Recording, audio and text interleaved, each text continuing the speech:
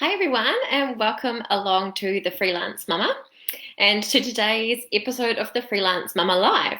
So I think I am live now. Facebook has a live sticker and Instagram has a live sticker over here. So yay, it's all working. I had a bit of a challenge earlier on today getting everything live and my internet dropped out and yeah, it was a bit of a nightmare. But I'm here now. So I think we might be moving the Freelance Mama Live to the evening. I think it's going to be a bit easier for me and hopefully for some of you who have kids as well to sit in and listen in the evenings.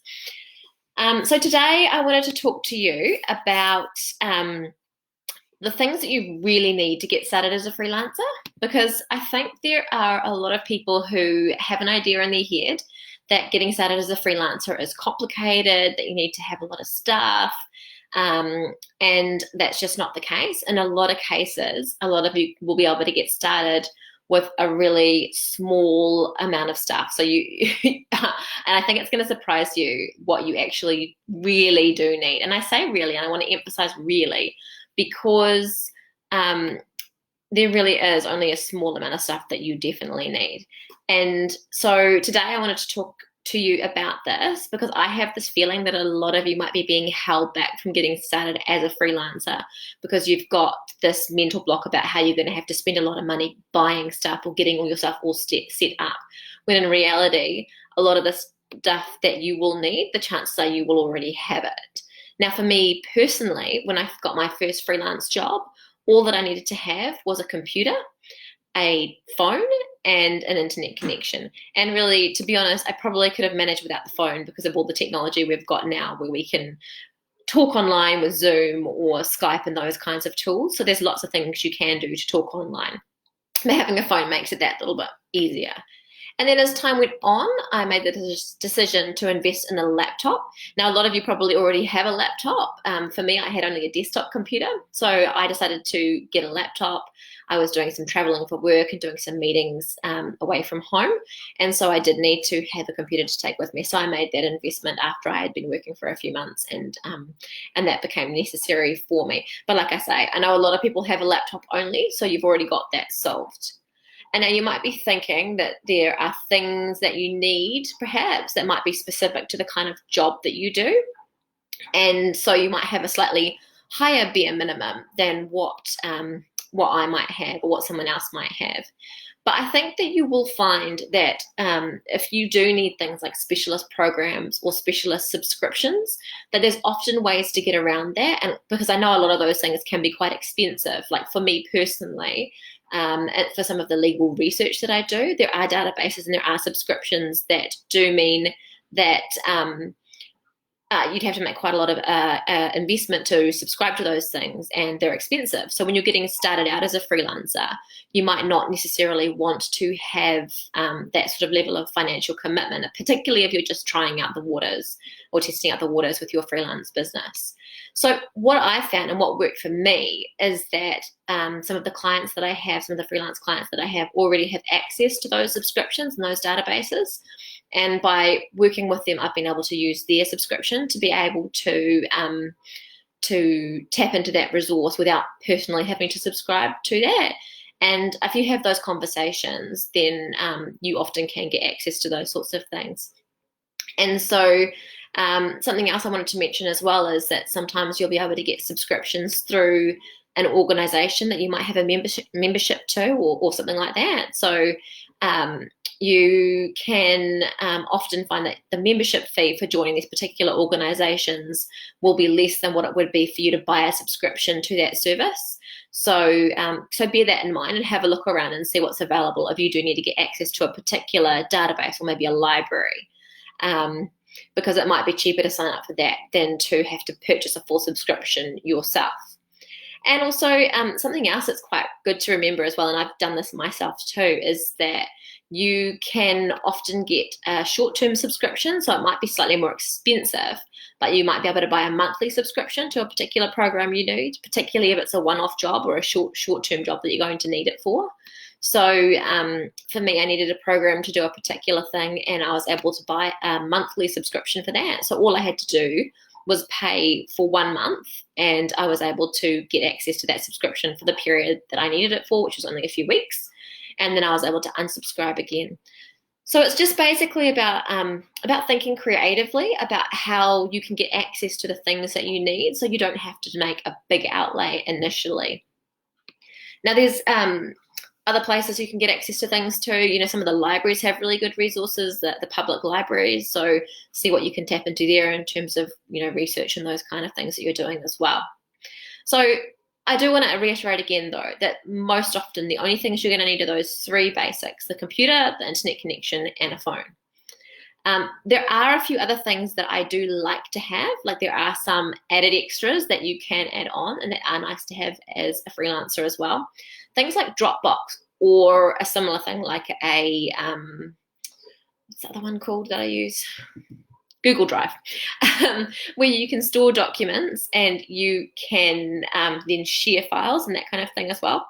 So that's quite helpful if you're having to share big files, maybe videos, or even document files. It makes it so much easier if you can just share a link and then somebody can download it, or if you're doing some sort of a collaboration where you both have to work on the same documents, where you can each log into it as necessary. So remember that. And then another one that I like to have as well, if you can make the investment, is something like Xero or MYOB. And the reason I say that is just because it makes your life easier in terms of managing your accounting. Again, not unnecessary. And for my freelance work, I do actually manage my accounting through just a spreadsheet, a really simple, basic spreadsheet. So I've just got my stuff I all record in Excel, and you can just keep receipts and that kind of thing for your accounting. So there really is no need to get all flashy and fancy when you're just starting out as a freelancer. It can be kept simple, and it can be kept cost effective by just keeping to the simple basic things. And again, another thing, you know, some of you might be used to using timekeeping software. You might have a particular program you've used at work or something like that you've used, but again, not a necessary investment, something that you can either get an app for, or you can just keep track of in a spreadsheet. Again, Excel can do a lot. It's fantastic. And it's cheap. Then the other thing I wanted to talk about as well is that there are probably some other things that you're thinking are essentials. So it might be things like Facebook pages, websites, Instagram, LinkedIn accounts, you know, all of those different things to get you seen, to get you visible online. And again, as a beginner freelancer, a lot of those things just really are not necessary. They're nice to have, and sometimes it can be helpful that people can look you up online and see things you've done in the past. But I mean, if I was to give you some advice in terms of just getting started, I would say you're probably better off to focus your attention on having maybe like a LinkedIn page, rather than worrying about all those other things and complicating things, or spending money setting up fancy websites. Just focus maybe on initially just having that LinkedIn page, because it's going to be connected with your professional network and connected with people who you already know in your industry. So, I mean, that's going to give you a level of exposure. But as you might know, if you've seen some of my other videos, is that I find that for most people, their first freelance clients come from within their own network. So they're people you already know. They might be on LinkedIn, but sometimes they're just people who give you a call and see if you're available. And sometimes they're just people who are, you know, friends and refer work your way that way. So again, you can see if you're getting work in that way from your network, that it's really just not going to be necessary in the early stages to have spend money or spend time setting up all of these other things like websites and Facebook pages and the like. Nice to have, and excuse me, things that you can do when you have the time, or maybe when you have the money to invest, but not needed in the early stages. And I mean, it might be kind of counterintuitive, but because your first clients are usually from within your network, it really just is not necessary to have all these fancy extra tools and websites and things when you're first getting started. And it's just going to stress you out if you try and do all of those things as well, in terms of both time and money. Now, the final thing I wanted to talk to you about was, because I think it's another thing that's a bit of a blockage for people, is the idea that you need to be set up as a company or GST registered to be able to work as a freelancer. For some of you, having a company and being GST registered might be important, and that's something you should always clarify with your accountant at the early stages when you're first getting started out.